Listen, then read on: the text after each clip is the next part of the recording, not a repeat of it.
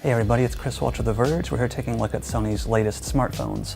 This is the flagship, it's the XZ Premium. So looking at the phone, you've got a 5.5-inch HDR 4K display, which might be overkill, but it looks pretty amazing.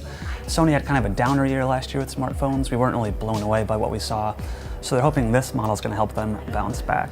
It's got all the latest hardware specs, a Snapdragon 835 processor, runs Android Nougat.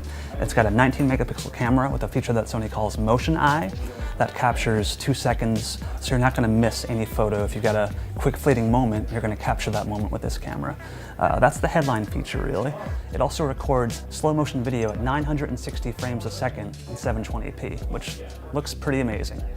Glass on the front and back. There's metal on the top and bottom. There's a headphone jack on this phone, which is always nice. And on the bottom is USB-C. You've got your power button here. There's a dedicated camera shutter button, which is always nice to see on a phone. And over here is your SIM tray and micro SD. And around back is that 19 megapixel camera. And both the front and back cameras have 5-axis stabilization. So if you're shooting video, if you're doing some vlogging, it's going to be pretty steady for you. There's also the XZS, which is a smaller version. It's got a 1080p screen, but the same great camera, and that's really the selling point that Sony's going to push. Is this is the year of their camera hardware, their camera technology.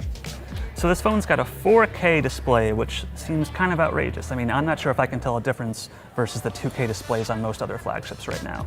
But if you want to go all in, there's a super vivid mode, which is probably great for movies and photos, and if you want to get the most out of that display.